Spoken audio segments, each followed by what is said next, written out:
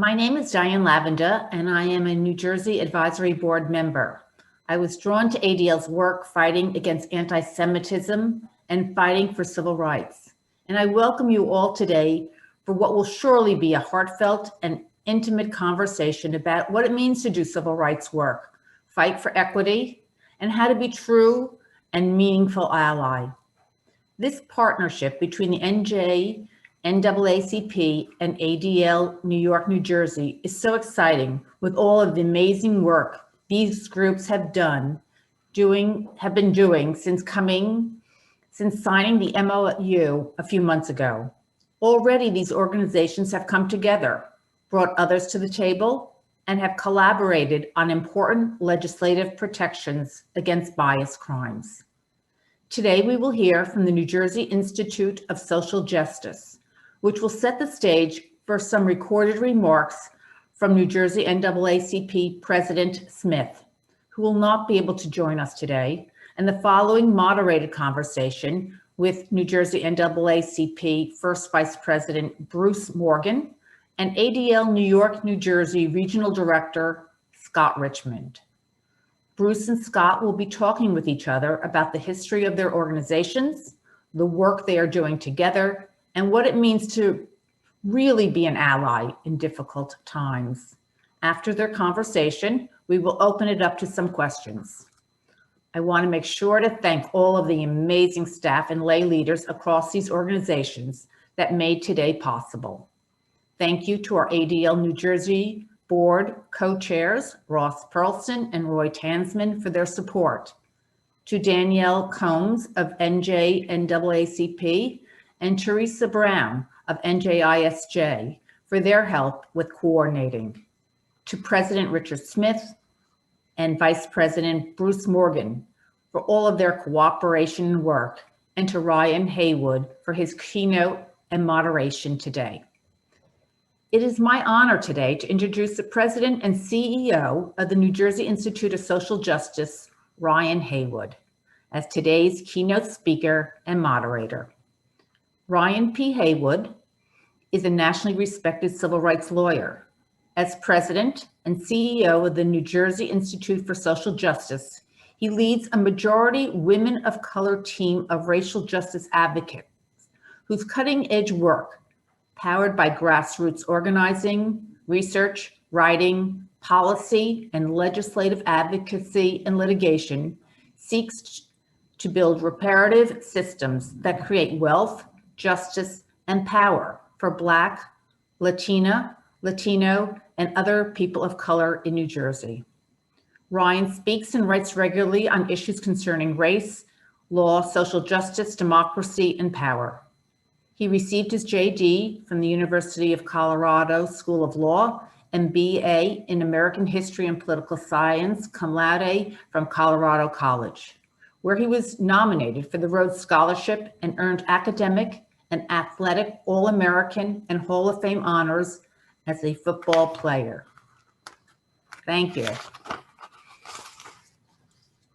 Diane, thank you so much for those gracious remarks and for such a warm welcome. It's so good to be here with you all to the ADL family, the NAACP New Jersey State Conference family, for what I think is such an important and timely conversation. And so my role is to provide some framing remarks about this moment that we're in, to think about how we can double down on fighting against hate, how we can build systems, to Diane's point, that repair the cracks in our foundation, and then to move us forward into a conversation that we hope to be interactive between Bruce and Scott. So I will begin by sharing my screen and sharing a few slides that I prepared for purposes of our conversation, which I'm very, very excited about as I shared.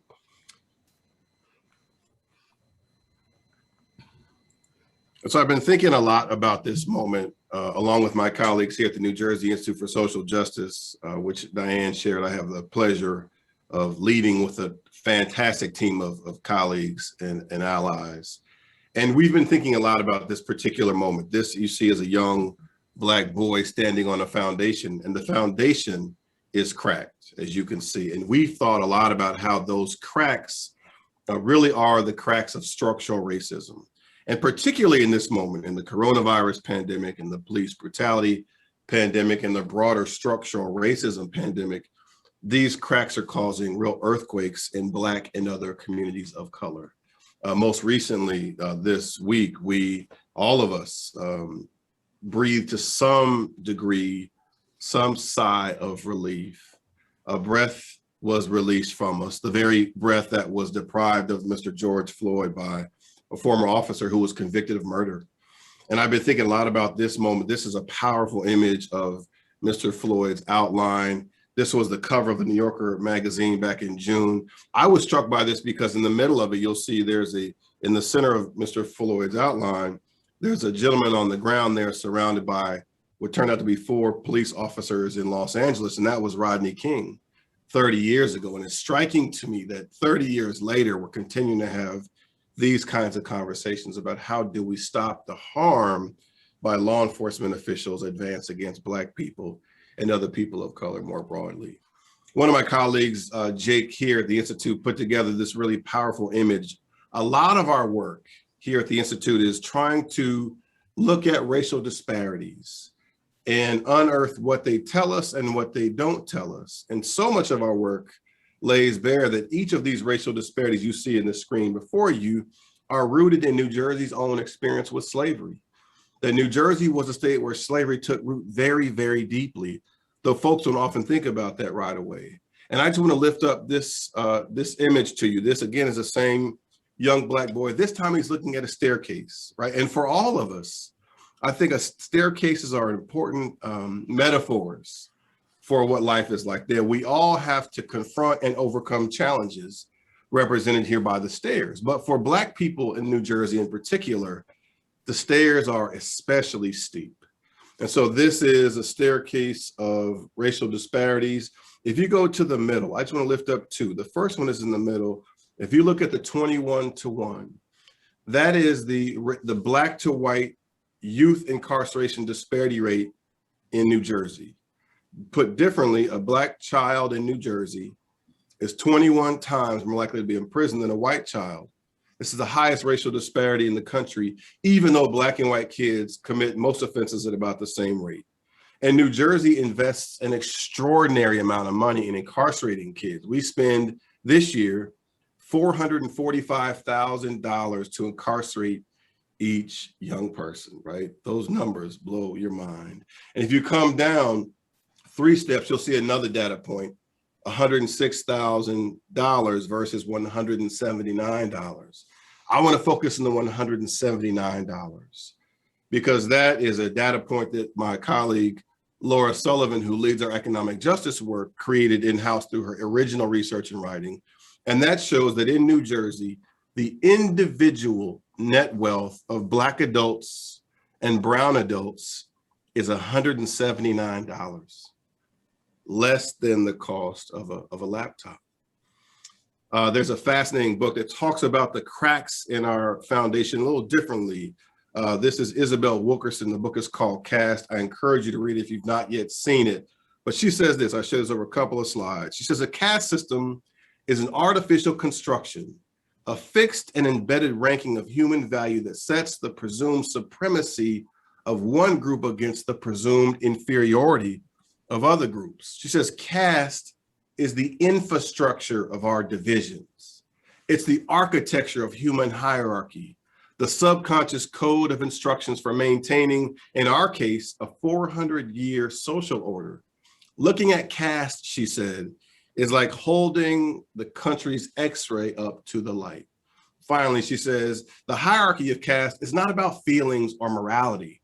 It's about power, which groups have it and which do not. It's about resources, which caste is seen as worthy of them and which are not. It's about who gets to acquire and control them and who does not. It's about respect, authority, and assumptions of competence, who's accorded those and who is not. And we recently saw, as part of the vision for the organizers of today's conversation, we saw very recently caste in action. We saw what it meant to hold our country, our states, x-rays up to the light when on January the 6th in Washington, D.C., domestic terrorists stormed the White House in an image I think we could all agree we thought we would never see before we saw it on that day, where you saw the Confederate flag in a place it had never been inside the halls of the Capitol, and a noose on the outside of the Capitol. And what was striking to me, Dan Rather summed this up so perfectly. He said that the hypocrisy of the Trump thuggery, of course, the past president, can be epitomized by a seditious rioter beating a police officer at the Capitol with an American flag. He says it was never about the flag or Blue Lives Matter. These were mere props in a movement that was fueled by power, injustice, and racism, that all of what we saw was in pursuit of a lie, which makes the image to the right so striking of the hat and the battery. There was a woman, I caught this fascinating quote in The Nation around that time, who said, she said, "This is not America. They're shooting at us. They're supposed to be shooting BLM, Black Lives Matter, but they're shooting the patriots." And I've been thinking a lot about that idea that this is not us, because I think it is actually the opposite, that this is us. This is who we are. And the question for us as part of our conversation today is, so what do you do when this is us in America? What do we do when this is who we are?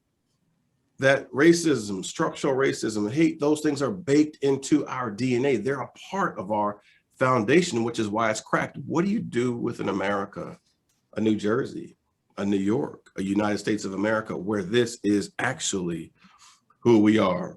Ibram X. Kendi said it this way in The Denial is the Heartbeat of America. He said, all of what we saw at the US Capitol is part of America. But what's also part of America is denying all of what is part of America. Actually, he says, this denial is the essential part of America. Denial, he concludes, is the heartbeat of America. That for too many, rather than reckoning with who we are, too many of us denied who we are. But not all of us, right? Because that's not all of who we are. And I tell a quick story that I love to tell about my wife on this point. My wife is the principal of a K-8 school here in Newark, at a traditional school. You see, this is her in the front holding a computer with her fist raised, and she's wearing a shirt with an A on it. That is for her school, Avon Avenue School. Here she's surrounded by her team. And this is back in March, at the beginning of the pandemic last year, when the Newark superintendent encouraged all of the administrators to quickly dispatch all of the computers they had in their buildings so that scholars could learn at home. And after my wife and her team did that, they were able to get one computer to every household. The challenge, though, was that they didn't have enough computers for those families that had more than one scholar. And there's a gentleman named Michael Rowe who hosts a nationally syndicated show called Returning the Favor, who learned about Charity and her team's effort to get their kids computers. And so in an incredible act of generosity to match the heroism of Charity and her team in distributing computers, Michael Rowe gave $25,000 to Charity School, which allowed them to buy 125 computers. You see them on the floor right there. And Charity and her team were able to get each scholar in their school, almost 600 of them, a computer. So there was a 1-to-1 ratio, kid-computer ratio. These are two of her students here. And there are a lot of striking and frankly painful things about this picture. But if my wife were here, she would talk to you about how this, more than anything else, more than what you see, more than the suboptimal, to put it charitably, ways that these kids are having to learn, that they've moved their computers to the windowsill, which they're using as a desk. They moved them there because at that time, we quickly learned that even when kids had computers, they didn't have the means to access the learning because they didn't have what? Right, the internet. So these kids, my wife would say, as innovators, persevered, iron still, will move their computers to the windowsill because they could borrow a neighbor's Wi-Fi and begin to learn online. But she would say to you, the kid on the left, he's very erect, in his posture, seems very focused. He could be someone like a lawyer, she'd say one day. The kid on the right with the yellow shirt, this beautiful posture, beautiful positioning. She said he might be an artist, a dancer in the industry someday. So she would talk about the qualities she sees in these young people learning under the most difficult circumstances in one of the wealthiest states in the country, here in New Jersey, in this pandemic. Other folks, and I lift this up because Bruce Morgan is in this picture, decided that part of what this moment requires of us is that we begin to really think about, how do we say the word? How do we begin to repair the harm of structural racism, the things I've shown you on those stairs? How do we finally have a conversation around why we're having conversations 30 years ago about Rodney King and George Floyd today, and even others this week? Why do we keep having the same kinds of conversations? Part of it is because we have not been willing to say the word that leads us to repair the harm. And so in the previous slide, you saw all of the Black elected officials in the state legislature in New Jersey, Bruce Morgan, other folks in the NAACP, the United Black Agenda Group, a coalition of advocates, faith leaders from all faiths joined on that day last year to introduce a bill to say the word. The bill would create a New Jersey reparations task force that would do two things. The bill would first understand New Jersey's role in slavery, which, as I mentioned, has very deep roots. The second thing it would do is to recommend policies that would finally begin to build systems to fill in those cracks. Very briefly, we hosted recently a press conference on this bill. This is a major initiative of the New Jersey NAACP, along with our organization and other partners, where faith leaders spoke to the need to begin to repair the harm by creating this task force. And here, Rabbi Weisberg from Temple B'nai Abraham in Livingston, New Jersey, offered this quote at the press conference. He said, "We have to repair what was done. As Americans here for generations or new, this responsibility falls upon all of us." He says, "I urge us all to support the New Jersey Reparations Task Force bill." And so the last thing I'll say is that part of our conversation has to contemplate how we emerge from this moment differently. I urge you to follow the instructions here to take action now. 400yearsnj.org will take you to this site. And this is a significant year in New Jersey because every seat is up in the legislature, in the assembly, in the Senate, the governor's running for re-election. This 400yearsnj.org will take you to this page where you can urge your elected official and the governor to move this task force bill in this year. We're also hosting a Say the Word rally for this bill on June 19th. This will be the first Juneteenth that New Jersey celebrates as a state holiday. Finally, thinking a lot about Dr. King, one of his most powerful quotes in my mind, thinks about the end, right? He says, "But the end is reconciliation. The end is redemption. The end is the creation of the beloved community." And I think part of that creation of that community contemplates having conversations like these that are concretized in things like the New Jersey Reparations Task Force bill. I look forward to our conversation more, and thank you for your time.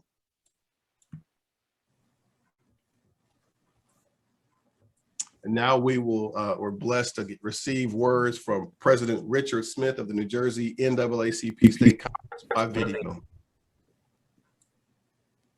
Good afternoon to all who are in attendance for this important event today, co-hosted by the NAACP New Jersey State Conference and our friends and colleagues over at the ADL, the Anti-Defamation League. It is truly an honor and a privilege to have the opportunity to give remarks after a phenomenal message given by my dear friend and colleague, Ryan Haygood from the Institute for Social Justice. My brothers and sisters, America finds itself in tumultuous, challenging times. Right now, there is a pain deeply etched in the soul of our nation and in the hearts of millions. Those of us affected by this pain must stand together. We must stand up for one another and recognize the fear, the hurt, and the outrage that has been caused by a long history of racism in this country. The NAACP is 112 years old. Much has changed, but too much remains the same. The NAACP was needed 112 years ago, and unfortunately the need still remains today like never before. Yes, our painful past is still present today, not only in the form of violence, but in the everyday experience of deeply rooted discrimination. We see it in our criminal justice system, in the disproportionate toll, in the inequalities in neighborhood services, and the educations our children receive. While our laws have changed, the reality is that the protections are still not universally applied. We've seen progress since the America I grew up in, but it is similarly true that communities of color continue to endure discrimination and trauma. I've heard from so many that feel afraid in their communities, afraid in their daily lives, and most cruelly of all, afraid in their own skin.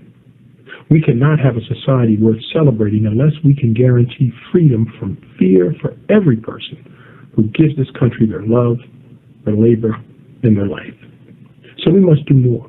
We must commit to desegregating our schools and continuing our work to bring critical resources and technology to underserved school systems. We must commit to continuing to fight the forces of environmental justice like climate change, which disproportionately harms Black communities and other communities of color. We must commit to looking forward and pushing progress forward on inclusion and diversity so that every great idea can be heard. And we must do more to challenge racial justice and mass incarceration. To create change, we have to re-examine our views and actions in light of the pain that is deeply felt but too often ignored. Issues of human dignity will not abide standing on the sidelines. This is a moment when many people want nothing more than a return to normalcy or to a status quo that is only comfortable if we avert our gaze from injustice. As difficult as it may be to admit, that desire is itself a sign of privilege. This past week, we've watched the murder trial of George Floyd.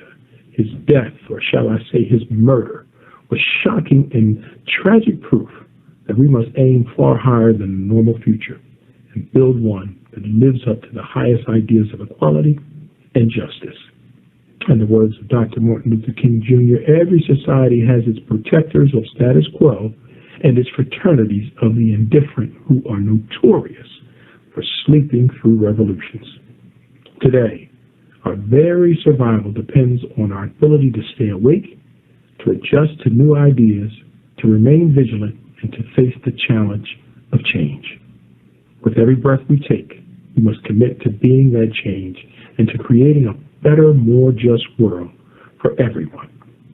So we, the NAACP, the Anti-Defamation League, and all who proclaim to be freedom fighters, social justice advocates, have much work to do.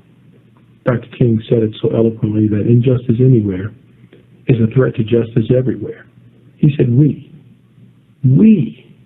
are caught up in an inescapable network of mutuality, tied in a single garment of destiny.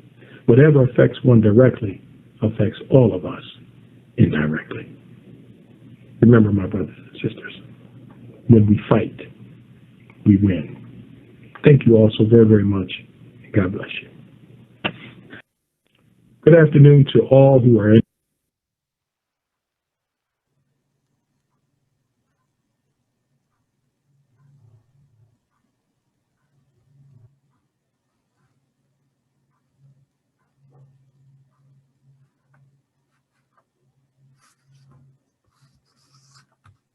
Diane, are you there?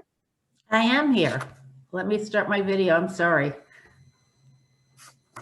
Thank you, Ryan and Richard, for your timely and poignant remarks and presentation. We will now be moving into the moderated conversation portion of our event, and I am honored to introduce these civil rights leaders. Bruce Morgan is a firm believer that to make a better world, you must be socially responsible in the community you live in. His motto is, whatever you do to make a better world, do it more. His parents taught him and his brother about the power of activism by taking them to demonstrations and supporting boycotts led by Reverend Adam Clayton Powell Jr. of establishments in the community that refused to hire Blacks. Bruce was instrumental in the planning of a summit on economics and African American politics, sponsored by the NJISJ NAACP and Rutgers University Blaustein School of Planning and Public Policy. His commitment to youth has the New Brunswick area branch working closely with the New Brunswick Act So program and Rutgers University NAACP. Currently, the first vice president of the New Jersey State Conference of NAACP and president of the New Brunswick area branch NAACP and the Region 2 representative to the NAACP National Resolutions Committee, Bruce is often asked to advise public officials, clergy of many faiths, neighbors, and community leaders. For all of these reasons, we are lucky to have Bruce here with us today, and I gladly introduce him. Scott Richman is a lawyer by training, but he left the law decades ago to follow his passions. That led him to a series of positions with nonprofit Jewish organizations that focused on everything from humanitarian relief to interfaith relations to fighting against anti-Semitism. We are thrilled that he recently joined ADL and brought this wealth of experiences and connections to our mission of fighting hate for good. Here in New Jersey, I have watched Scott hit the ground running, engaging in efforts on the municipal and state levels to advance New Jersey anti-bias laws, to push for anti-bias education, and to secure a vocal statewide response against extremism. At this time, when our nation is so divided and hate crimes are so prevalent, ADL's role is critical. For more than 100 years, ADL has not only responded to anti-Semitism, but it has also harnessed Jewish values to ensure justice and fair treatment for all. Scott Richman embodies these values in his work as regional director, and so it is with great pleasure that I introduce him today. Thank you.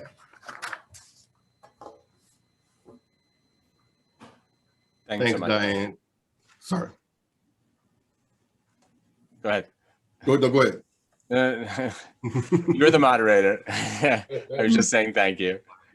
So this is a great part of the program, where we give both Scott and Bruce a chance to share with us how they're experiencing this moment, which obviously is part of a difficult past couple of years and past year in particular. So Scott, why don't we start with you, and why don't you give us a sense about how you've been experiencing this moment, how you've been feeling in it, and what you are thinking about it, particularly with respect to the rise of anti-Semitic acts and the rise of structural racism that really has sort of been crystallized for many, some for the first time in this particular moment. So thank you very much, and I really enjoyed your remarks. Obviously, this portion of the discussion is really about talking about the solutions, the idea that the NAACP and ADL are coming together, and that in and of itself is a solution to fighting hate. In terms of this particular moment, obviously there's a through line in terms of all of these different acts of hate. We've seen a great rise in racism, a great rise in anti-Semitism in the past few years. What happened at the Capitol on January 6th, we at ADL see that as not a singular act, but certainly something that was predictable and something that we had seen coming, and something that was a bit of a culmination of years of allowing white supremacists to feel comfortable acting on their inclinations, to organize through social media, and lots of different factors coming together. You saw in the Capitol not just the nooses, you also saw Camp Auschwitz. Unfortunately, white supremacist extremists have no love for Jews and no love for Blacks and no love for many people in this country, many minorities. Seeing Black and brown people as somehow trying to replace them, and seeing Jews as the group that's assisting Black and brown people in this process. Really heinous sort of stuff. And now, certainly in the past few days, with the murder conviction of Derek Chauvin, we see at least some accountability for this, sense of relief, but obviously we still have much more work to do. Systemic racism is not something that ends just with this murder conviction, and ADL sees it as its role to be an ally to the Black community in this cause. I look forward to this dialogue with my good friend, Bruce Morgan. Thanks so much, Scott. And, like Scott, Bruce, you are someone who's given your life to this work, to pursuing justice and racial justice. I'd love for you to say a few words about how you've been processing this moment, how you're experiencing it versus other moments, including in the earlier parts of your career, the middle parts of your career, even now. How are you processing this, and why are these kinds of conversations important? It's been a wonderful journey for me to start thinking about these things going on in life now. I've been involved in activism at the hands of my parents even before I realized what was going on. So it was just poured into me. And to see what's going on now, the George Floyd incident, I think what it did, it gave the world a chance to find something that they could galvanize with together, as a nation of people, not just, the ADL or the NAACP or the Institute. This is a time where we all get to see the effects that anti-Semitism, racism has on one another. And I'm so happy that the NAACP and the ADL got together at this point to reaffirm what we've been doing and to see how important it is. I was so happy to see the conviction of the murderer 2 days ago. But as I thought about it more and more, I became angered because I found that conviction to be an aberration rather than justice. It proved that the American system of justice does not go to everybody. When we convict one officer for murder, where this has been going on for hundreds of years, where we convict the murderer of an innocent man who, whatever he did not deserve to die. When we see that most people have gotten off for these kind of atrocities over the course of the years. The one that comes to mind is Emmett Till, where his murderers were released, and 2 days after they released, bragged about it and confessed in the national press that they did this act and nothing ever happened to them. The woman who started the whole Emmett Till fervor, she's walking free today with no sanction whatsoever. In some communities, she's a hero. And where America has come at this point with anti-Semitism, with the racism, and I really don't know how to express it. The past 4 years of our administration, of our nation, it flipped the story, the little bottle.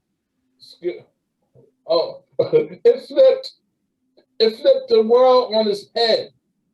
The insurrection they had on January 6th. I remember hearing about these kind of potential acts back in around Thanksgiving time. So why is a certain group of people not afforded the same caution that they afforded the Black Lives Matter walking through, Minnesota. It's been a shame that all this has really, come to the fore and been so evident that this is the America we're living in. And that's why I think it's so important now for us to truly get together, to truly reaffirm our commitment to each other and try to move this world on a better footing going forward. Because as Martin Luther King said, we either live together or we're going to perish as fools. Fools, yeah. And I appreciate that framing there, Bruce, because there's a question coming after this one or two about allyship. But I want to ask you, Scott, because there's some good language about how anti-Semitism and anti-Black racism and racism more broadly are intertwined, and both have been on display in the last year, certainly on January the 6th. And wanted you to discuss a bit about how anti-Semitism manifests itself. And then, after Scott, you laid that out for us, Bruce, if you'd come back and talk about your experience with how it shows up, how anti-Black racism shows up. And then the relationship, Scott, if you could speak to the two of them as part of why this NAACP New Jersey State Conference and ADL partnership are so important. Thanks, Ryan. I mean, obviously systemic racism against Black people, anti-Semitism against Jews, that this is bias, this is bigotry, this is hatred, and they're certainly intertwined in that way. But they're not the same, and they don't manifest themselves in the same way. And I think part of what this MOU is about, Memorandum of Understanding with the NAACP, is about building bridges between our two communities so that we understand obviously what we share in common, and we understand also how we're different. And that's the way to tackle the hate, by really understanding the differences. Anti-Semitism is a lot about, first of all, it has a cyclical nature. Society's ills will manifest in anti-Semitism. As things are not good in society, Jews are blamed. Jews are seen as scapegoats. And that's kind of a bit of what happened with white supremacists. And it's a lot about tropes. So Jews are accused of something related to money, greed, things like this. They're accused of dual loyalty. They're accused of power, of having too much power, of controlling the media, of controlling government, of controlling business, whatever it is. So you see it manifest itself, anti-Semitism, in tropes. And that's why sometimes when things happen sort of in a superficial way, it may not look so bad, but we have decades, hundreds of years, millennia of being accused of these things, and we know it when we see it. And it's the same with systemic racism in terms of there are aspects of history of systemic racism that, taken in isolation, you can say, well, it may not be as bad as you think, but with the history of persecution, you layer that on top of what you're seeing because you've experienced this. So, it's very important to see the similarities and what we share in common, but also to understand those important differences. And as I said before, white supremacists hate us too. Jews are charged with helping these marginalized communities, such as immigrants and those in need of civil rights. And this is definitely the crossover between the two. Yeah, I appreciate that, Scott. And Bruce, so can you say just a bit about sort of anti-Black racism, someone who's given a good part of your life to this work, how you've seen that shown up, and then why this MOU is so important for the work that the NAACP New Jersey State Conference does with ADL? Well, it's funny with the racism that is endemic to America. I like how you mentioned that book Caste at the beginning of your talk, because, in America, the caste system has taken on a new face, which is racism. This is the new caste system here, because racism is a relatively American idea. And there was always people who came to this country who are oppressing the Black people of this nation. They came here seeking the same freedoms, the same ideals that we wanted. the frameworks of our Constitution. That's what it's about, brotherhood, justice for everybody. But they leave out women, they left out blacks, and here with the westernization of America, where they put anti-Semitism in there. And it's been insidious on how our society has allowed this to fester and accept it. They're putting ones against the other. The importance that I think with this MOU between the NAACP and the ADL is because the NAACP started with blacks and Jews being together. And somehow or another, I won't say the bridge, fell, but it got fractured. And I think what we're doing here is we're strengthening that bridge and building it once again to make it stronger so we stand for each other. We all do have our individuals' agendas, and there are certain things that we agree upon wholly, and there are certain things that we diverge upon. But when we're diverting, we're here to sit at the table and try to come to an understanding of how we can work together, how we can rebuild these bridges. So it's very important that this racism in America is put in this proper context, and it's a matter of divide and conquer, so that, as they say, the 10% can control the world. Right. Thank you, Bruce. So that ties nicely into the question that is next up about allyship. There's been a lot of conversation, particularly in the last year, nationally and in the States, around what it means to be an ally. And so we have seen, as folks think about this moment as a racial reckoning in this country, lots of acts of allyship. Some of them are symbolic. So we have seen names changed to Black Lives Matter Plaza and Street. We've seen Confederate flags and statutes change out of state flags and in parks. We've seen people put things like Black Lives Matter signs in their yard. I want to lift up really quickly that the New Jersey NAACP has prioritized the reparations task force bill that I shared earlier. And folks can go to 400yearsnj.org to help move that bill. But I lift that up, and Scott, I want to come to you on that, and then to you, Bruce, on this. Reparations is a conversation that has been sort of in the background really since slavery in this country. The bill that we're talking about in New Jersey would create a reparations task force to have the conversation, and then for that task force to make recommendations around the kinds of policies to address the enduring harm related to slavery. But as you know, Scott, only one of those bills has passed anywhere in the country. That was California last year.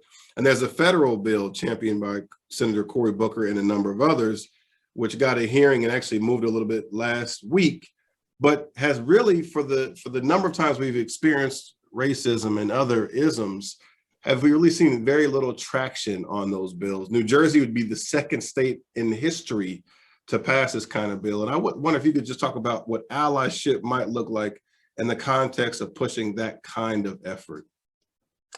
Thank you. Well, first of all, I just want to comment on what Bruce said. I mean, I think that in terms of working together, our common agenda at the moment is ADL's agenda. It's fighting hate. There are lots of things the NAACP does, and maybe things that ADL does that don't cross one another's agenda. But fighting hate certainly does, and it's a big enough agenda. And part of that is building bridges. And I think that sometimes we all get distracted by pieces that are not a part of that. But we certainly can focus on that aspect. And the second thing I want to talk about is allyship. For me, being an ally is, of course, following the lead of my partner on important issues like reparations. But I think part of being an ally is also making sure to be reflective and to be looking internally. ADL has made it a real priority to build in DEI initiatives. We now have a DEI professional in place. each individual, each region, as an organization, we've made a major commitment to DEI, to having honest conversations and really prioritizing issues of racial justice. And this is who we are as an organization. And on that note, I just want to say, with the issue of reparations, I mean, obviously, New Jersey bill would be important, but much more significant would be the federal bill. And ADL views that the passage of that bill as very necessary, as something we're extremely supportive of.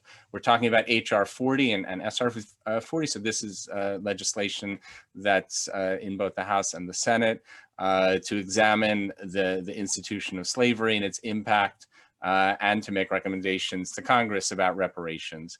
ADL fully supports that and fully supports that legislation. And of course, we have supported reparations for Holocaust survivors. We've supported reparations for the victims of Japanese who were interned during World War II. So we have a history of supporting this type of action to repair the harm. Thank you. So yeah, I might say there, Scott, that the federal bill is as important as the state bill, but there are a lot of folks in New Jersey who desperately want for the no, absolutely. I didn't mean to have that conversation, but I just want to make sure to say that I'm supportive nationally, not just in New Jersey.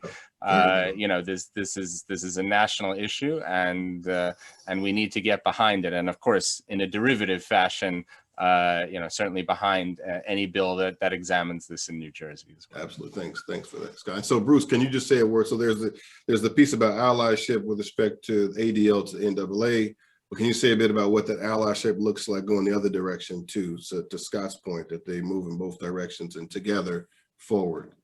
It's critical that we recognize this partnership. And historically in America, the struggle of the Blacks in America has, as our former president, Barack Obama, used to so eloquently say, the rising tides lifted all boats. Mm-hmm. It was so many people of other races, genders, were able to see the fruits of the struggle of the Black American. So it's important that we recognize that when we work together, everybody helps, and we can't put it all on one person to do the work. So this partnership we have, I think, is so critical for people like the ADL to step up front like they're doing and say they're working with us. For other communities to say they're working with us, because we have historically helped everybody. But it's also important for us to recognize the fact that, yes, we are working with the ADL. They have issues that we are supporting. So they can support us for our specific issues. Because we let everybody know that we all don't necessarily have the same agenda, but where our roads meet, we need to work hard and strong together. And where it's difficult, we need to find a way to build it together. I remember Dave Dinkins he had this expression I always loved, that America is not a melting pot. We all don't become one.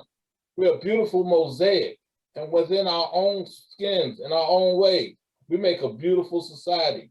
And I think this building with the ADL and the NAACP it gives a visual to the pictures on how we can all be individuals. We're working together. We're going to build a beautiful picture. Sure.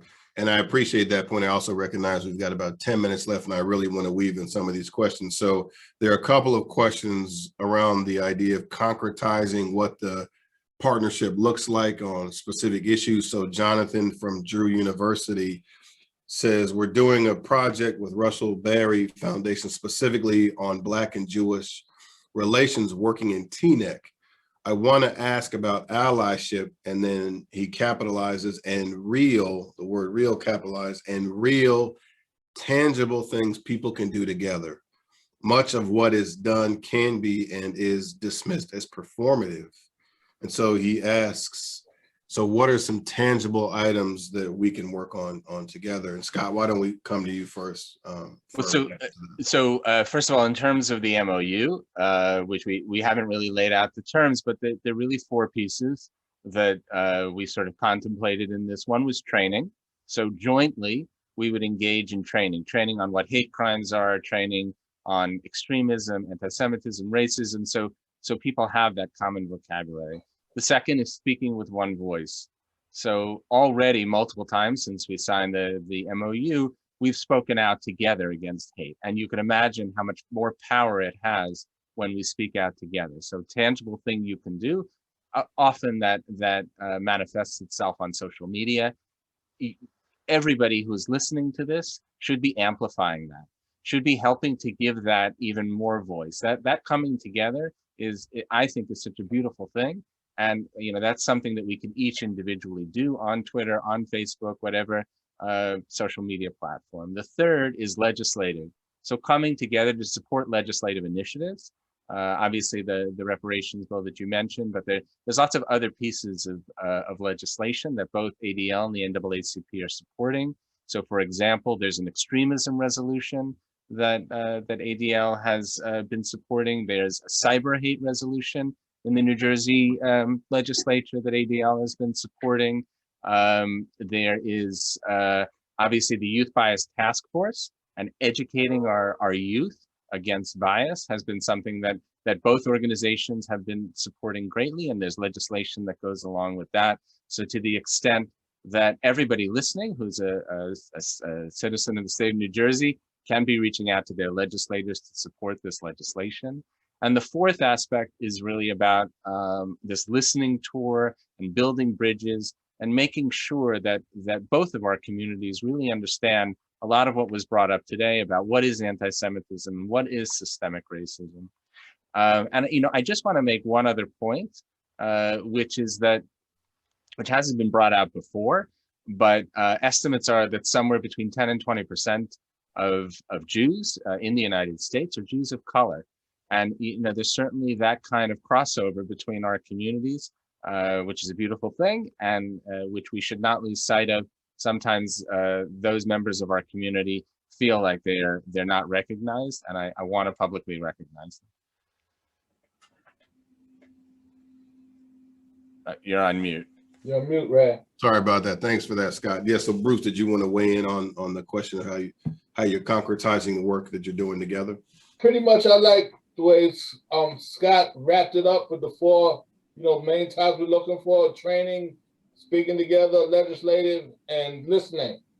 And this is where we come down to, like I said in my motto, you got to start in your local community. Mm-hmm. This is where you get together and you start local, and it's just going to spread. So this is what we have to do. It's critical that we sit down together, and this is where it starts. We start in our kitchens and in our dining rooms. We don't start with a major 10,000 people getting together. And the NAACP and the ADL, we are sitting here, we're having many conversations now about how specifically with issues we're going to deal with. But as long as we got the framework, we're off to the races. Yeah. So I want to recognize the time is short, and I want to work in a few more questions before we close out. One question is whether I'll share the PowerPoint that I shared. Happy to do that. So I'll send that to Alana, who can circulate that to the team if that works, Alana. And there are two final questions that I see. One is from actually a dear friend of mine, Special Agent Vernon Addison, who asks, what would allyship look like, and how would you like it to function with the FBI? Who is tasked with protecting civil rights and investigating violations involving hate and police excessive force? So just hold that one in mind. Scott, I'm gonna come to you first. And then the second one is from an anonymous attendee. Will the ADL NAACP partnership publicly support bills around building accountability into policing? So making law enforcement disciplinary records accessible to the public as government records, allowing for citizen complaint review boards with subpoena power. And I'll just add into there banning chokeholds and doing away with qualified immunity. So Scott, why don't you take those two, and then Bruce will come to you. And then my understanding is you each will have a couple seconds to close us out after that. Thank you. So, working with our police, working with law enforcement has been an important piece of what ADL does. ADL responds to anti-Semitism, responds to hate, and responding to incidents involves certainly working with law enforcement. So I think that in terms of this partnership, I think there could that the FBI and law enforcement can play an important role. ADL engages in training with law enforcement. So some of the pieces that I mentioned about training with regard to extremism, with regard to what is anti-Semitism, we even have something called Law Enforcement in Society, where we bring the messages of the Holocaust and the lessons of the Holocaust and the values that our law enforcement people should be embodying, so that we never get to that kind of extreme. So that's a big piece of who ADL has been, and I could see this certainly going forward in partnership with the NAACP. And in terms of